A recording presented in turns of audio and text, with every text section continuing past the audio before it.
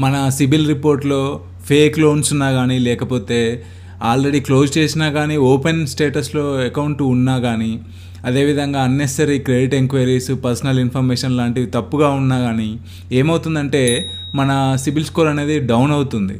So మనము ఇలాంటి వాటిని మనము సిబిల్ రిపోర్ట్ నుంచి రిమూవ్ చేసుకోవాలి.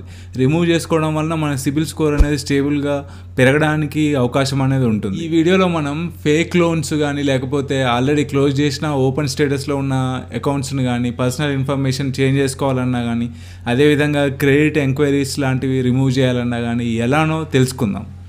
వీడియో డీటెయిల్స్కి వెళ్ళే ముందు నేను ఈ ఛానల్లో credit cards, loans, banking, insurance, pension, ఇంకా స్టాక్ మార్కెట్ లాంటి అన్ని రకాల ఫైనాన్స్ సంబంధించిన వీడియోస్ చేస్తుంటాను. ఈ వీడియోస్ ఒకసారి మీరు ఛానల్కి వెళ్ళి చూడండి. ఈ వీడియోస్ కనుక మీకు నచ్చినట్లయితే వెంటనే ఈ ఛానల్ని సబ్స్క్రైబ్ చేసుకోండి. వీడియో డీటెయిల్స్కి వెళ్తే మనము మన